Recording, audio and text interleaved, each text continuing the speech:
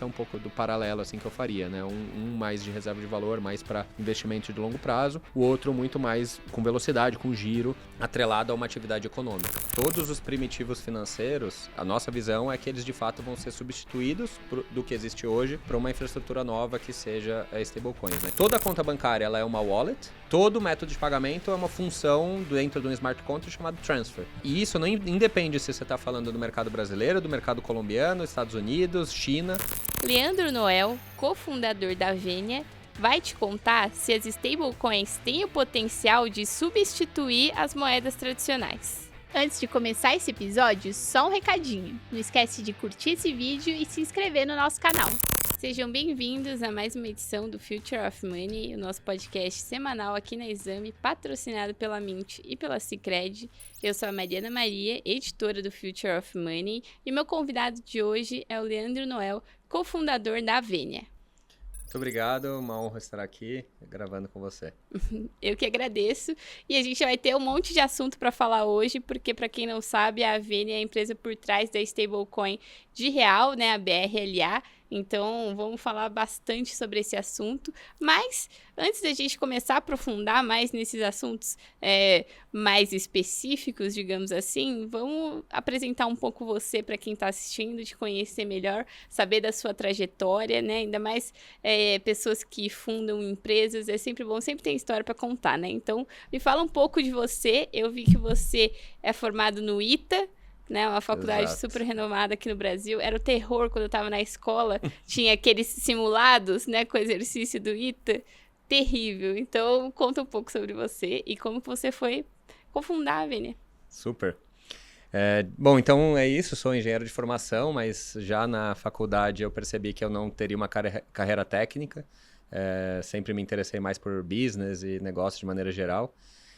Então, ao longo da faculdade, fui angariando um pouco de experiência no mundo de finanças, até que, de fato, decidi sair para o mercado financeiro, né? Comecei a carreira em Private Equity, no Pátria Investimentos. Lá eu tive oportunidade de fazer alguns deals na gestora e lá, digamos, o plano de carreira é que se você fez um investimento que foi bem sucedido, você é chamado para ser alocado dentro da empresa para tocar o plano que foi criado ali para tese de investimento. E aí eu entrei para uma empresa, enfim, um setor completamente que eu não tinha conhecimento, era de café gourmet, e era uma empresa que, na época, ela estava com, digamos, algumas dificuldades, né? E eu entrei lá para fazer meio que um turnaround, assim, da empresa, junto com outras pessoas do Pátria também. E eu gostei demais, assim, da experiência, né? Eu percebi que eu gostava muito mais desse dia a dia de empresa do que de estar num fundo de investimento, na Faria Lima, ali no ar-condicionado bem bom, porque no fim das contas o desafio real está ali em você construir a empresa, fechar cliente e tal. Então decidi, né, a partir desse insight, que dali para frente minha carreira ia ser mais empreendedora. De lá eu saí para cofundar uma empresa de energia renovável. Então, a gente fazia construção e investimento de usinas solares no Brasil. Fiquei 5 anos e meio lá, a gente investiu mais de 100 milhões de reais, mais de 500 milhões de reais, 100 milhões de dólares, na verdade, de capital em 8 estados do Brasil. Mas aí, isso foi até 2021 para 2022, que foi quando eu comecei a me associar com meus sócios atuais. A gente estava vendo ali o mundo de blockchain, né, construindo coisas muito diferentes e inovadoras. Para onde você olhava, né, ali final de 2021, all-time high de Bitcoin, all-time high de Ethereum, tudo era to the moon, tudo era super bullish. E a gente começou a discutir teses do que fazer dentro desse negócio. Contando um pouco mais, assim, né, a primeira coisa que a gente quis fazer foi um global bank, meio que uma forma de brasileiros terem um yield em dólar, usando stablecoins por trás. Tinha alguns projetos que estavam tentando fazer isso na época. E a gente foi falar com alguns advogados aqui no Brasil e eles falaram, cara, aí tem pelo menos uns 3 crimes financeiros potenciais que você está cometendo. Acho que se for para seguir nessa linha, é melhor você mudar para Bahamas, Liechtenstein, abrir estrutura fora, que pelo menos o Banco Central não te acha. E a gente era um time de fundadores, era todo ex-mercado financeiro, todo mundo super caxias, super, enfim, entendendo ali o regulamento embaixo do braço. E falou, cara, não tem condições de a gente tomar esse tipo de risco, né? E aí a gente pivotou, na verdade, começamos lá atrás meio que a mesma ideia, né, de você gerar yield em dólar, retorno em dólar, mas ao invés de fazer para o público geral, a gente fez para investidor institucional. Então a gente criou uma gestora, fez a estrutura offshore, fez o feeder local, comprava cotas desse fundo fora, estruturamos a gestora, captamos 6 milhões de dólares e começamos ali a rodar essa estrutura. Coincidentemente, né, o fundo nasceu dia 2 de maio, dia 12 foi o Luna Crash, não sei se você lembra desse evento, mas foi meio catastrófico assim, para o mercado, teve uma série de, um efeito dominó de derrocadas ali. E acho que foi até a primeira vez que a gente viu uma stablecoin protagonizando o grande crash, né? Exatamente. Que é justamente com o que vocês estavam mexendo. Era uma stablecoin algorítmica, né? Então era um pouco diferente, mas de fato era um projeto que estava indo super bem, estava quase 20 bi de dólar e em 3 dias o negócio vanished, assim, evaporou do mercado. E aí foram vários eventos, né, ao longo desses próximos meses, ali de maio 22 até final do ano. O último grande evento foi a quebra da FTX, né, que abalou o mercado de maneira geral. Enfim, o fundador acabado de ser avaliado em 32 bi de dólar, sendo preso por fraude. Então, meio que tornou, né, esse mundo de digital assets quase como uma classe não investível de ativos. Mas, por sorte, um mês depois desse evento, saiu a Lei 14.478, né, a lei de ativos virtuais. E, com isso, meio que renasceu aquela chama da gente construir um negócio, de fato. Aqueles crimes financeiros, né, potenciais que não tinha arcabouço regulatório, etc., deixou de ser verdade. E aí foi quando a gente decidiu, meio que por pivotar, para começar o que foi a stablecoin, né, o BRLA. E aí, BRLA lá em 2023 foi a primeira tese que a gente colocou de pé. Rapidamente a gente viu que ia precisar construir mesmo, nós mesmos, né, os use cases assim, para destravar o crescimento do BRLA. E a primeira coisa que a gente viu foi cross-border payments, né? Então começamos a double down assim, dentro desse tema, desse mercado. Ajudar empresas de fora do Brasil a estruturarem suas operações aqui sem que elas tivessem que ter uma entidade local, enfim, conta bancária, né? A gente virava esse canal Fiat para eles e foi começar a dar muito certo, assim, né? Então, 23 foi o ano que a gente entrou no programa do Pinheiro Neto lá de startups, né? Então, eles entraram para apoiar a gente em todas as frentes legais da empresa, desde antes da gente estar operacional. Saímos ali no primeiro mês de operação, agosto 23, processar 16 mil dólares para em 2024, né, ao longo do ano, processar 100 milhões de dólares. Então foi uma aceleração assim, extremamente relevante. E a gente terminou o ano de 24 meio que com clientes pedindo outros Rails, né? Então falou, pô, muito legal o que você fez para o Brasil, mas queria a mesma coisa para a Argentina, para a Colômbia, para o México. E a gente começou a ver que tinha muito valor em ser um player mais multi-country. E aí, com isso, já não fazia mais tanto sentido ser só BRLA Digital, que era o nome da empresa no começo. Começamos a pensar um rebranding assim, para a empresa.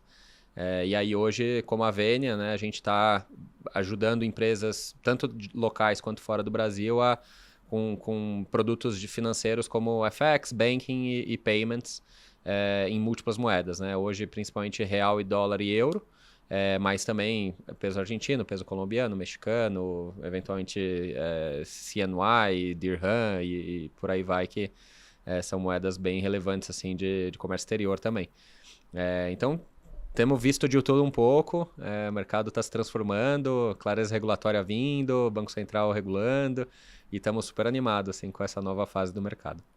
Muito bom, a gente já tem muita coisa para falar a partir disso, mas eu acho que a primeira pergunta que eu tenho, né, conforme o que você ia falando e contando a história de vocês, é esse ponto, né, porque a gente está agora em 2026 e desde o ano passado, 2025, o stablecoin virou aquele grande boom, né? Todo mundo resolveu falar sobre isso, todo mundo está construindo coisas com relação a isso, não só as startups, mas também até os bancos, né, as instituições financeiras. Sim. Então, virou um grande assunto. Mas, você estava contando a sua história e isso não vem do ano passado, vem lá de trás. Total. No momento em que, assim, se eu me lembro bem, que eu já estava também no mercado, era aquela coisa mais de qual vai ser a altcoin que vai bombar. Tinha ali também meme coins, né? Todo mundo ali buscando por oportunidades para ficar rico, né? Aquela ganância muito, muito grande, né? Porque o mercado estava subindo, aí depois teve todo aquelas coisas e caiu. Então, era uma coisa até mais tradicional, né, de mercado cripto, dos primórdios do mercado cripto, do que o que a gente vê hoje, que Total. são as grandes instituições ali querendo construir com isso também. Então, me bateu essa curiosidade. Por que que vocês, naquele momento em que não se falava tanto de stablecoin, né, o foco estava em outra coisa, por que que vocês quiseram realmente, assim, empreender com isso, criar ali uma coisa que, pelo que você me conta, envolve ali, né, infraestrutura financeira, ao invés de só ali, né, um ativo para você investir. Especulativo. Exato. Não, e foi muito um feedback em relação ao aprendizado que a gente foi tendo nos primeiros meses ali da gestora, né? Então, lá atrás era muito... a gente começou com um fundo de arbitragem, então era super quantitativo, algorítmico, bem baixa volatilidade. Depois a gente juntou isso com uma estratégia ativa de investimento em tokens também, meio que para fazer uma dinâmica de barbell ali na estratégia de investimento e tal. Mas conforme a gente foi construindo o relacionamento com o mercado e ouvindo muito feedback das pessoas que estavam ali já construindo alguma coisa, a gente ouvia muito alguns pontos específicos, assim, né? Primeiro, vinha um desconforto de quem eram as stablecoins de real que existiam no momento. Segundo, muita gente falando, não, acho que não confio nas que existem, vou construir a minha própria. E a gente ficou com essa cabeça de, cara, não vai ter tantas assim, não vai fazer sentido que cada um desses caras que está falando que vai fazer realmente construir. E na época, né, tinha o grande projeto que existia de stablecoin, ele era muito vinculado à FTX. E quando a FTX fechou as portas, basicamente eles perderam 97% de volume. Então, apesar de eles já terem uma atração grande, um supply grande, etc., a gente falou, cara, se tem um momento de entrar com isso agora, é agora, né? Porque abriu uma lacuna de mercado, vamos começar a construir.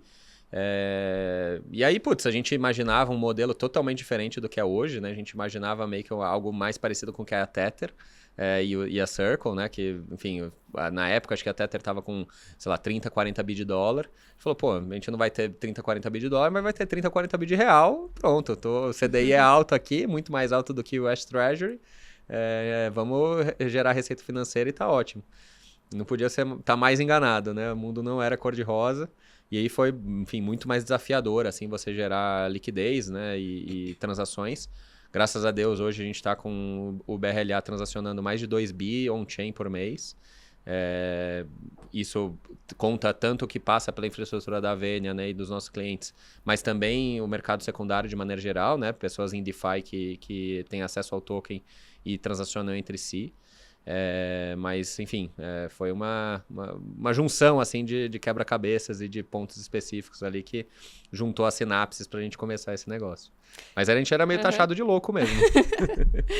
E eu acho que um outro ponto também sobre isso é isso que você falou. A maioria das stablecoins que a gente vê são lastreadas em dólar, né? A gente vê ali alguma, assim, em ouro, em euro e outras coisas, mas a grande maioria, e as duas maiores, né, que é USDC e USDT, são de dólar, né? E aí, assim, todas as pessoas que a gente vê, que a gente conversa aqui, que sentam na sua cadeira, sempre falam sobre a força do dólar como moeda, Sim. né?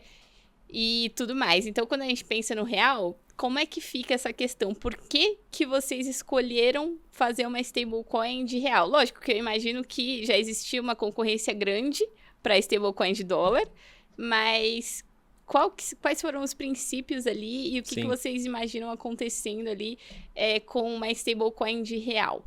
Legal. Acho que ali o problema que a stablecoin de real resolvia, né, naquele primeiro momento, na nossa cabeça, era muito de, assim, tinha bastante gente construindo soluções para o mercado brasileiro e, querendo ou não, diferente da Argentina, né, que foi dolarizando muito sua própria economia, aqui no Brasil não tem muito isso, né? O brasileiro está acostumado a transacionar em reais, a pensar em reais e por aí vai. Então, você criar uma solução em que a porta de entrada e a porta de saída dele vai ser uma stablecoin de dólar é uma coisa não familiar, do ponto de vista de UX mesmo. E, ao mesmo tempo, né, pensa que, vamos supor aqui que você está entrando na plataforma de investimento do BTG, só que você tem lá um dinheiro na sua conta que você recebeu do seu salário e você quer investir em algum ativo. Você vai mandar um dinheiro para lá, um Pix, né? Sei lá, R$5.000, e você vai converter isso dali para, sei lá, 900 e qualquer coisa dólares. E você sabe que vai ter um spread ali na entrada. Ao momento que... Aí você vai comprar todos os ativos com aqueles $900 e quando você sair para sacar para sua conta bancária de novo, você vai ter outro spread. Né? Então é quase como se tivesse um pedágio duplo que você estaria pagando para lidar com a stablecoin de dólar. Enquanto que no real a gente está acostumado a zero taxa, né? No ponto de vista da pessoa física, pelo menos. O Pix é de gratuito, funciona 24/7, etc. Então, trazer essa experiência de usuário para o que o cara estava mais acostumado era um dos pontos de partida assim, que a gente via. Então, esse foi o raciocínio inicial. Ao longo do tempo, né, a gente foi vendo que... Da mesma forma que a gente pensou nesse UX para o brasileiro aqui que fosse acessar um produto ou serviço cripto, usando em reais, né, do jeito que ele estava acostumado, para o estrangeiro, né, uma empresa que estivesse querendo fazer uma operação no Brasil, era muito mais fácil para ele segurar um token dentro de uma wallet, do que ele ter uma conta bancária propriamente dita, que ia depender de um registro local, de um representante legal aqui no Brasil, de uma relação bancária com bancos de câmbio que estão aí há 50 anos, né, com uma tecnologia super outdated e etc. A gente falou, pô, existe aqui uma vantagem clara de você custodiar reais em cima de um token lastreado, com auditoria, com segurança, ao invés de você custodiar isso em reais mesmo. Então, essa custódia de um balanço em reais foi uma das frentes que mostrou pra gente que, pô, não, aqui tem uma peça de infraestrutura para nosso produto maior, como a Venia, do que simplesmente um ativo especulativo ou, enfim, uma lógica de investimento, né? Até existe, né, uma razão de ser, o CDI é super alto, né, taxa de juros real no Brasil é super alta, e pode ter um ângulo aqui de você fazer um investimento oportunístico nisso, mas ao mesmo tempo, se você olha de janelas longas, pensando no longo prazo, assim, é um ativo que perde para o dólar, seja pensando em US Treasury, seja pensando S&P, nem se fala, né? Então, mesmo do ponto de vista de investimento, talvez seja uma coisa mais oportunística ali, mas como peça de infraestrutura para essa transição para uma economia tokenizada, aí eu acho que é 100% válido e faz muito, muito sentido. E até você mencionou as operações de câmbio e tudo mais, que são ali o caso de uso mais mencionado por quem defende ali o uso de stablecoins, principalmente as stablecoins de dólar. Então, no caso da stablecoin de real, como é que fica essa questão? Existe ali alguma participação ali que a stablecoin de real pode fazer nesse processo? Sim. Então, vou dar alguns exemplos aqui, né, de coisas que a gente de fato faz. Enfim, primeiro, uma empresa que faz pagamento para criadores de conteúdo, né? Então, eles têm uma série de usuários ali, né, que estão produzindo conteúdo, e esses criadores fazem uma monetização em cima do que eles geram de conteúdo dentro da plataforma. Para eles, né, o que eles fazem é uma empresa que está baseada em Londres, e ao invés de eles terem uma entidade brasileira e setup de conta bancária tradicional, etc., o que eles fazem com a gente a partir da entidade estrangeira, né, do UK, eles mandam para a gente tokens que, no caso, hoje é principalmente de dólar, e convertem esse token para BRLA. Então, vamos dizer que ele me manda $200 mil, converto lá 1 milhão de BRLAs, e esse é o saldo que os criadores têm disponível para ir sacando dentro da plataforma. Ele vai consumindo esse saldo de reais que os caras têm acesso, no momento em que isso acaba, ele vai e converte de novo, fica com aquele valor e vai consumindo. Então, esse é um dos casos de uso. Outro caso de uso também é para um estrangeiro, vamos dizer que o estrangeiro tem uma conta numa fintech, um neobank, e ele tem, enfim, está vindo para o Brasil e quer deixar o dinheiro que ele vai gastar na viagem. E a gente também habilita que esse estrangeiro tenha essa abstração de um balanço em reais usando o BRLA por trás. É o BRLA dentro de uma wallet, total interoperabilidade com o sistema Pix, né? Então o cara vai numa coffee shop, num restaurante, num hotel, lê o QR Code que aparece lá para o cara, faz o pagamento como se ele fosse brasileiro e tá tudo certo. Então, são alguns dos exemplos, assim, dessa abstração de você custodiar reais numa tecnologia muito mais eficiente. Certo. E aí a gente fala, quando a gente fala de stablecoin, acho que é importante também explicar para quem está assistindo e ainda não conhece esse tipo de criptomoeda. É uma criptomoeda que ela acompanha ali o valor de um determinado ativo, pode ser o dólar, pode ser real, enfim, a gente já citou alguns exemplos aqui. E existe um mecanismo por trás para garantir que o preço da stablecoin tal, no caso a BRLA, vale sempre R$1. Exato. E aí, cada empresa que faz, cada um tem ali o seu método, né? E aí, a gente pode falar ali de títulos do Tesouro, é uma coisa muito comum, principalmente lá nos Estados Unidos. Então, como é que funciona para a BRLA? Boa. Então, acho que até dando um pouco mais, né, de como os projetos diferentes que já existiram em relação a stablecoins. Você teve o caso lá da Luna, que era uma stablecoin algorítmica, né? Eles faziam, a partir de um código, a queima de um outro token para lastrear. Que é uma coisa muito mais fiduciária, né? Depende da confiança naquele projeto. E aí não existia exatamente um lastro, exatamente. Né? É muito mais uma lógica técnica de como você mantém essa paridade. E aí, com lastro, você tinha dois principais tipos, né? O que era crypto-backed e o fiat-backed. Então, crypto-backed, basicamente, por exemplo, o DAI, né? Que tinha ali por trás BTC, Ethereum, enfim, alguns ativos que tem uma volatilidade intrínseca grande. Então, ele demandava, né, um over-collateral, né, uma sobre-garantia ali em relação ao que tinha de valor em circulação. E você tem o mais tradicional, que o que mais ganhou relevância ao longo do tempo, que são as fiat-backed, que é basicamente o que você mencionou. São ativos lastreados que não embutem nem risco de crédito, nem risco cambial.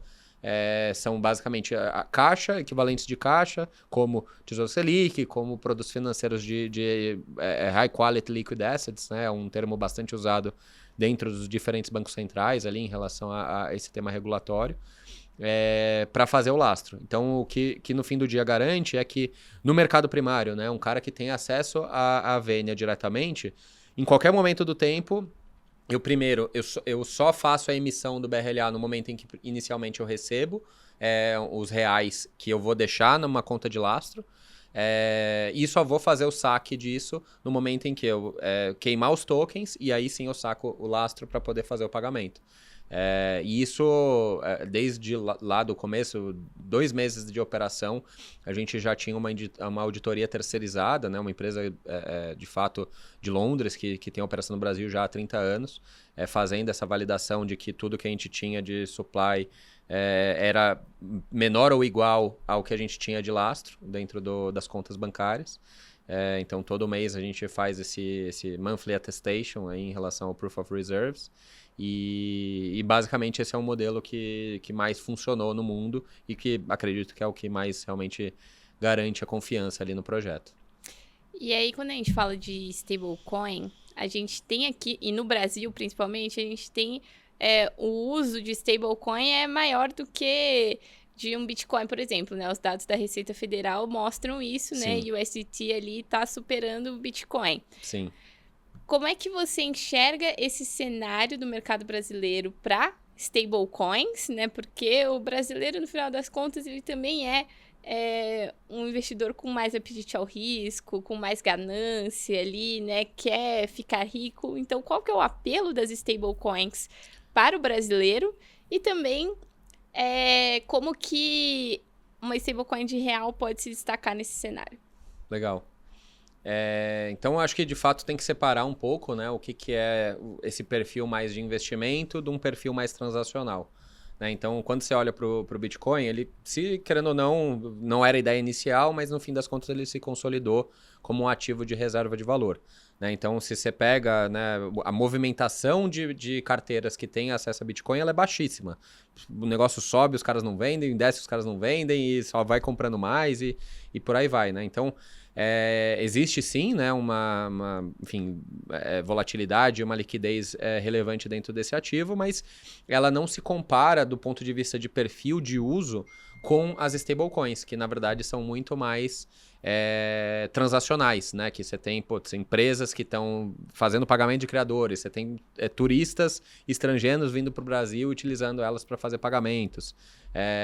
e por aí vai, né? Você tem uma atividade econômica grande de giro, de velocidade de dinheiro, relevante ali atrelada a esses ativos, né? Então é natural que quando você olhe os dados abertos, né, de Banco Central, Receita Federal, que cada vez mais você tenha esses ativos transacionais com maior liquidez, maior movimentação, enquanto que ativos de reserva de valor vão acabar ficando muito mais paradinhos, né, meio que pensando para o longo prazo.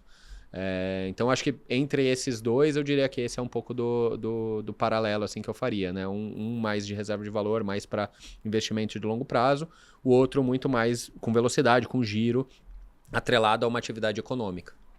E aí, nesse sentido, a gente tem 2 gigantes no mercado de stablecoins, né? Que a gente já mencionou anteriormente, né? A Circle e a Tether.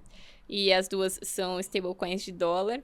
Mas como é que você pretende com a Avenue ali, eu não diria nem competir, mas ganhar o seu lugar ao sol ali dentro desse mercado? Acho que primeiro que a gente considera as stablecoins muito mais como uma peça de infraestrutura do produto como um todo, né? Então hoje a gente tem uma receita relevante atrelada ao floating revenue ali da stablecoin, mas que é de 20%, menos do que isso.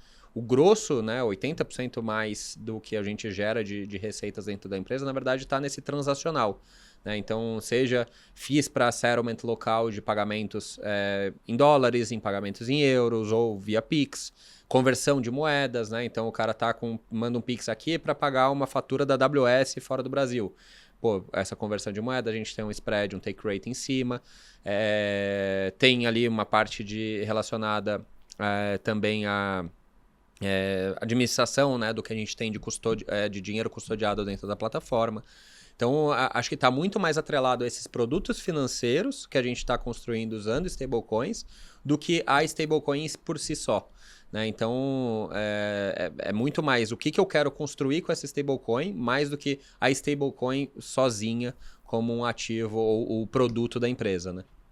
Muito bom que você falou isso, porque na semana passada você também estava lá no evento que o Future of Money foi Media Partner, né? O Merge São Paulo, o evento que veio de Madrid aqui para São Paulo. E lá, tanto eu quanto você, a gente participou ali de alguns painéis durante o evento. Não foi no mesmo painel, então eu vou aproveitar até para repetir uma pergunta que eu fiz para os meus painelistas lá no evento, para você agora, porque você falou sobre produtos financeiros que podem ser derivados ali das stablecoins. E eu acho que esse é o momento que a gente está chegando de falar sobre isso. Sim. Porque no ano passado a gente falou muito sobre stablecoins como um ativo legal que vai ali ajudar os bancos no câmbio e etc. Mas agora a gente precisa ir além disso. Então, eu quero saber de você como que você está enxergando, o que a Avenue também está fazendo nesse sentido, para desenvolver ali novas coisas, novos produtos, novos serviços envolvendo stablecoins, para que a gente possa justamente pensar ali num futuro em que as stablecoins, elas participam ativamente da infraestrutura financeira, né? Você já trabalhou ali no mercado financeiro tradicional, com certeza tem bastante coisa para falar sobre isso. Sim. E, de fato, se você pensar, né, todos os primitivos financeiros, a nossa visão é que eles, de fato, vão ser substituídos do que existe hoje para uma infraestrutura nova que seja stablecoins, né? Então, acho que o paralelo que a gente gosta de fazer em relação a isso é meio que, se você pensa contas bancárias, no Brasil especificamente, você tem lá conta corrente, conta poupança, conta de investimento, conta de não residente e por aí vai. Tem uma série de contas.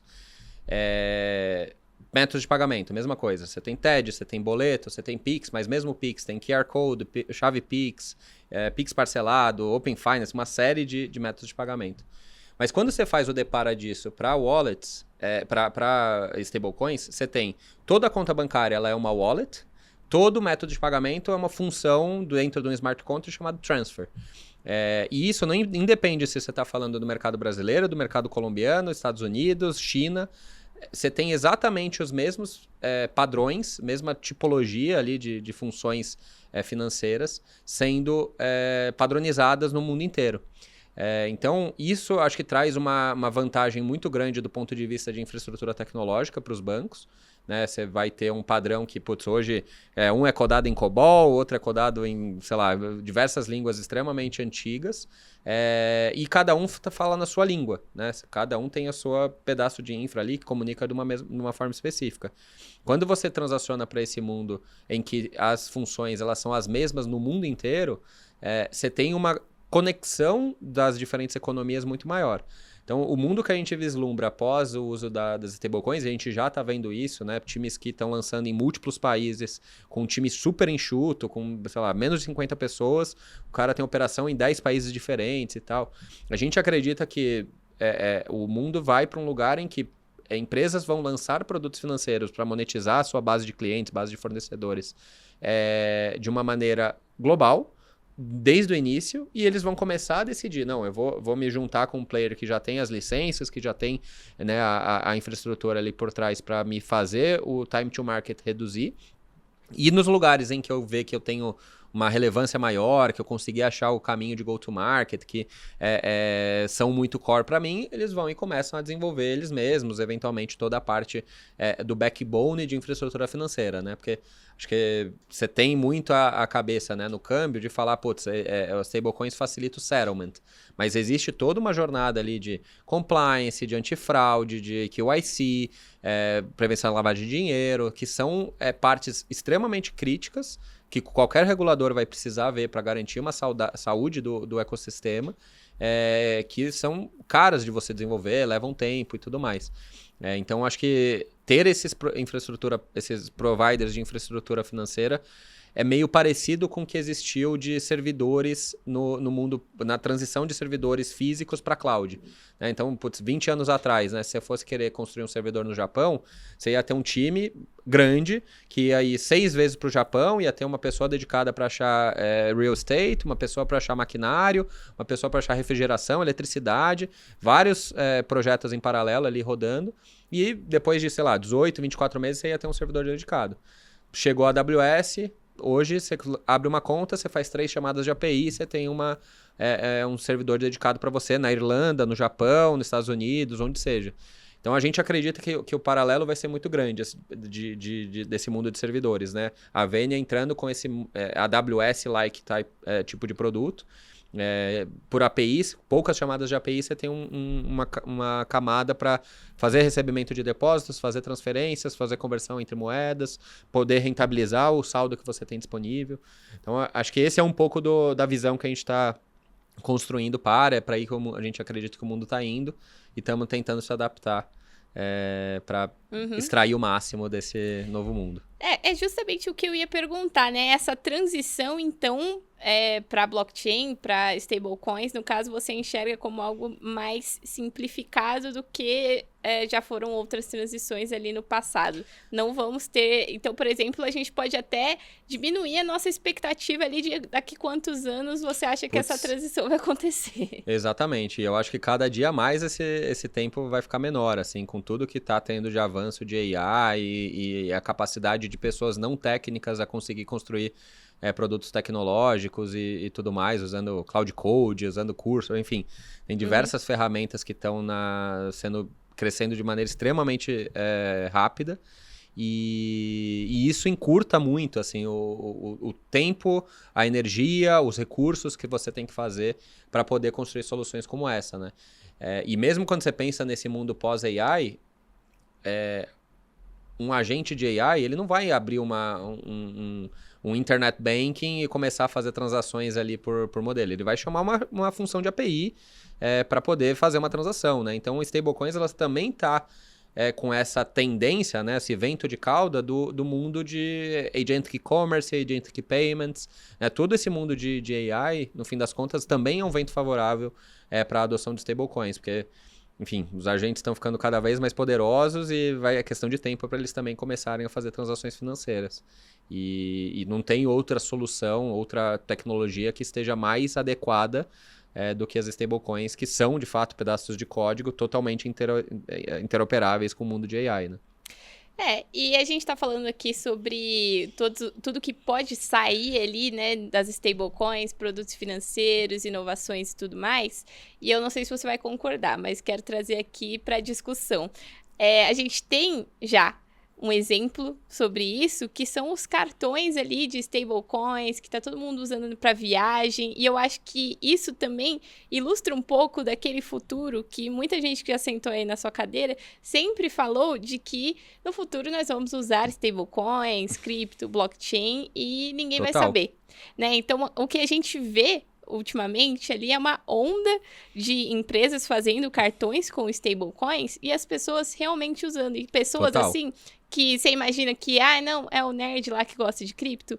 Não, a gente vê influenciadores de viagem e, consequentemente, os seus seguidores também indo viajar, usa stablecoin, porque, no final das contas, precisa daquela moeda ali para gastar naquela viagem, passa o cartão e pronto, não faz diferença se é o dólar de verdade ou se é uma stablecoin, etc. Então, eu quero saber como é que você enxerga isso, né? Se você acha que realmente já é um passinho ali para a adoção mainstream de stablecoins e perspectivas que você tem ali para o futuro além disso. Sim.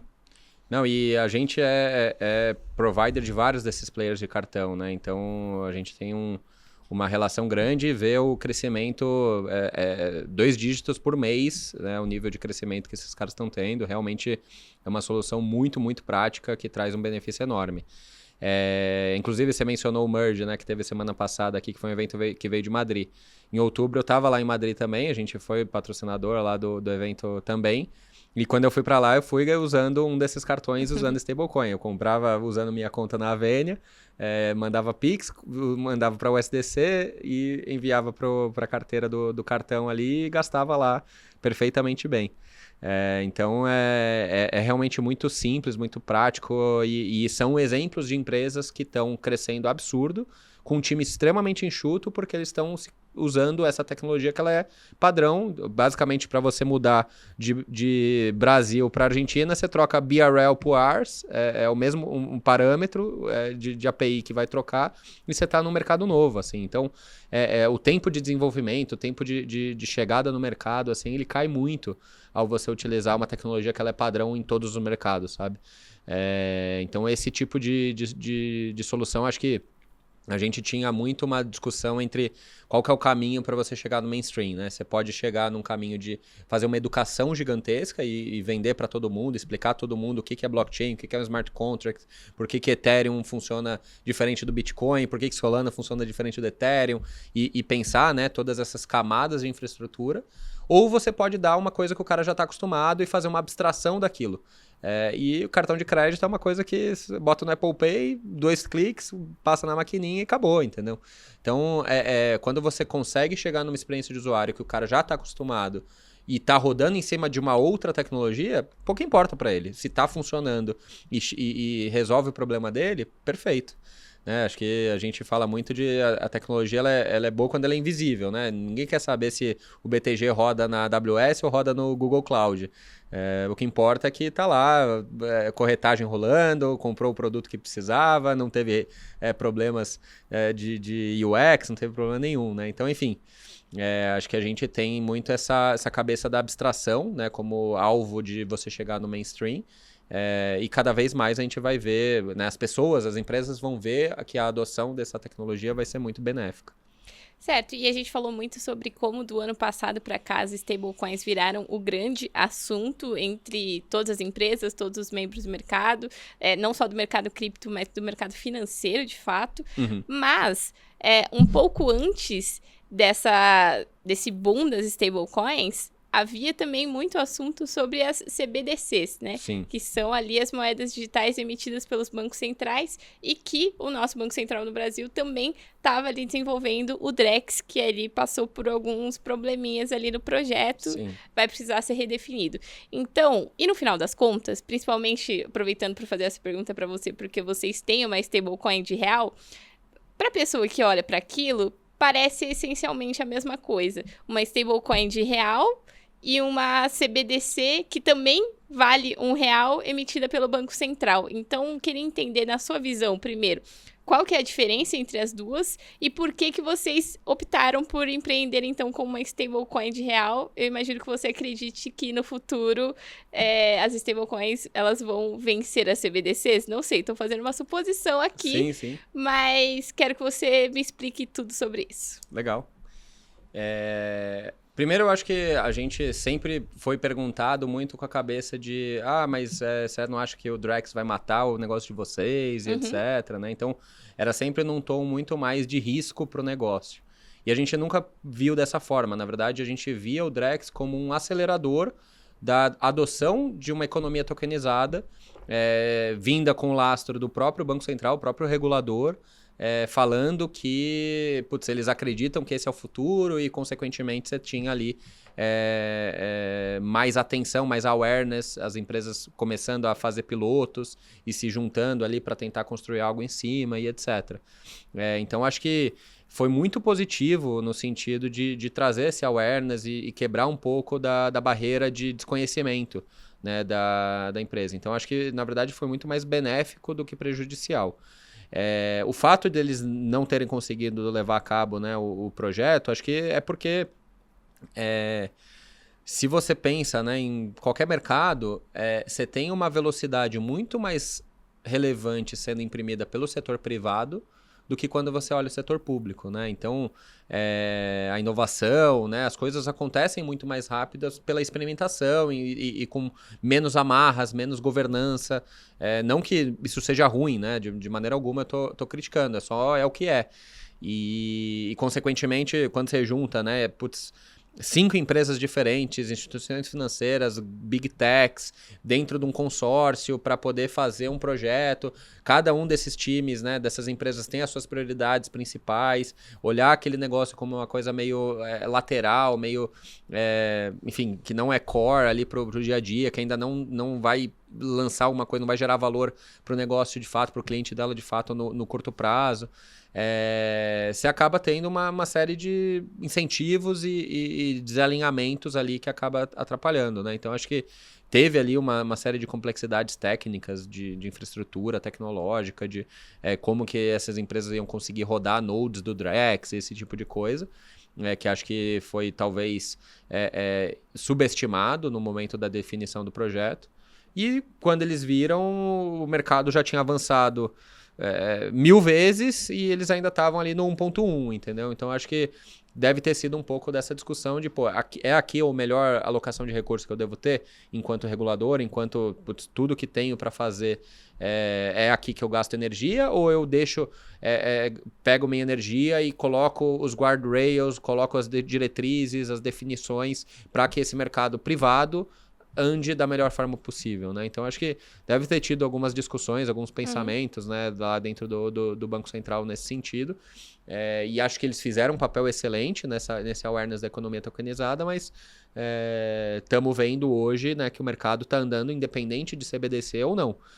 Você tem os cartões sendo utilizados com cripto por trás, você tem empresas adotando para fazer câmbio, para fazer produtos financeiros tokenizados e por aí vai. Independente do Drex existir ou não, né? Então, acho que foi possível achar um workaround que funciona e agora com a regulação sendo um vento favorável, fica mais fácil ainda, né? Você tem uma redução do risco percebido pelas instituições e, consequentemente, uma maior adoção vindo disso. E aproveitando que você falou sobre essa diferença, né, do setor público e do setor privado, teve um episódio passado aqui do podcast, que inclusive quem tiver interesse em assistir é só voltar lá, foi com o Rossello Lopes. Ele falou sobre toda essa questão das stablecoins e ele classificou como se fosse uma privatização do dinheiro. E acho que é a primeira vez que a gente vê na história do dinheiro realmente isso acontecendo, né? Então, existem ali empresas criando stablecoins que fazem ali referência a outras moedas que, na verdade, são emitidas ali pelo Banco Central, pelos governos. Então, primeiro, como é que você enxerga esse movimento? E, segundo, se você enxerga, de fato, as stablecoins em algum momento, que pode não ser agora, pode ser lá longe, mas realmente tomando conta ali, né, e substituindo o dinheiro emitido pelos bancos centrais. Eu acho que eu traria um ponto inicial de discordância em relação a esse tema da privatização, porque, na verdade, o que acontece o SDT, ele nada mais não, ele é muito mais do que isso, mas no mecanismo de lastro dele, ele é como se fosse um distribuidor dos títulos públicos americanos, né? Então é como se ele fosse mais usando um agente autônomo de investimentos que está distribuindo a dívida pública americana para outras empresas, né? E pessoas que querem ter acesso ali àquele token. Porque como para cada USDT emitido ele tem que comprar lá o ativo, na verdade ele está fortalecendo a posição do Banco Central, do Fed e etc., mais até do que privatizando e tirando o poder desse cara. E a mesma coisa para a gente, né? A gente está servindo quase como um distribuidor do título público, do LFT, Tesouro Selic aqui do Brasil, né? Então, acho que eu não olharia mais dessa forma. Isso impede de que no futuro você tenha experimentos sendo feitos de uma moeda que seja sobrenacional. Eu não descarto esse mundo. Acho que existem diversos experimentos sendo feitos de organizações de sociedade mesmo, né? Acho que tem um livro de um cara que era da A16Z, General Partner lá, que chama Balaji. Ele criou o conceito de Network States, né? Que são estados que têm um valor diplomático, mas que não são atrelados a nenhum governo tradicional, né? E acho que esse tipo de comunidade que é mais virtual e que, enfim, né, vai ganhando relevância ao longo do tempo por mais um alinhamento de interesses, de ideais e de modo de pensar, mais do que do berço ou do local de nascimento que você teve. Eu acho que isso é plenamente razoável de imaginar de que, sei lá, em 100, 200 anos, né? Acho que a digitalização, ela transformou nossa vida em diversas frentes, né? Em comunicação, em relação com dinheiro, em modo de trabalho, etc. E ela não transformou ainda nada relacionado à organização da sociedade como um todo. E eu acho difícil acreditar que não vai ter uma transformação pela digitalização também nessa organização societária, assim. Bom, muito bom. Você sabe que aqui no Future of Money a gente gosta muito de especular justamente sobre o futuro do dinheiro. Mas voltando aqui para o presente, a gente tem a última pergunta, que é o Momento Mint, a pergunta da patrocinadora, a Mint, plataforma cripto do BTG Pactual. E eu quero entender, na sua visão, como que as stablecoins podem facilitar os fluxos financeiros dos bancos. Legal. Então, acho que falamos um pouco disso já, né? Mas a gente acredita muito nessa padronização da infraestrutura tecnológica por trás do sistema financeiro. Então, acho que isso traz uma série de benefícios. Você consegue lançar produtos financeiros melhores e mais rápido em cima de uma tecnologia que ela é do global por definição. Ela já tem ali uma série de mecanismos de segurança que já está atrelado às próprias blockchains e por aí vai, né? Então, acho que esse é um primeiro momento. O que a gente está vendo na prática, na atualidade, né, são experimentos de bancos, pelo menos conosco, né, muito atrelado ao uso de cross-border payments mesmo, né? Então, bancos que têm fluxo multinacionais, que querem trazer dinheiro para o Brasil, ou empresas locais que querem mandar para suas empresas-mãe fora do Brasil. Você tem fluxo de comércio exterior, e todos eles, né, estão, de certa forma, buscando soluções mais atreladas a stablecoin. Então, vindo como demanda dos próprios clientes mesmo. Então, o cara não quer mais usar um Swift, que vai demorar 3 dias, eventualmente o dinheiro vai se perder, ninguém vai saber onde está, em qual dos correspondent bankings o dinheiro ficou travado por razão de compliance, por razão de erro operacional, qualquer que seja. Acho que esse tipo de proposta de valor, né, de rastreabilidade, de segurança, de rapidez e de custo mesmo, né, acho que são coisas que estão atraindo os clientes, consequentemente, né, as empresas, né, os bancos estão buscando soluções que vão ao encontro do que os clientes querem, né? Então, acho que esses são os experimentos de agora, mas acredito que você ter produtos financeiros on-chain, né, Tesouro Selic on-chain, você ter acesso a ações de um país no Sudeste Asiático, esse tipo de coisa que é extremamente fora do mainstream, eu acho que se torna muito mais possível quando você pensa nessa tecnologia, né? Ela navega muito bem, ela é muito mais rápida, muito mais fácil de adotar. Então, acho que a gente vai ver muita transformação assim daqui para frente. Muito bom. infelizmente acabou. Achei que foi um papo super agregador. Espero que quem está ouvindo também tenha gostado, né? Muito obrigada, Leandro. Não posso deixar de também pedir para vocês acompanharem as nossas matérias no site da Exame, seguir a gente nas redes sociais, curtir esse vídeo e se inscrever no nosso canal. E quem quiser procurar a Vênia, como é que faz? Bom, tem lá Leandro Noel no LinkedIn, é onde eu estou mais ativo, né? O site avenia.io e pode procurar a gente quer ajudar todo mundo aí a transformar esse sistema financeiro o mais rápido possível. Muito bom, obrigada.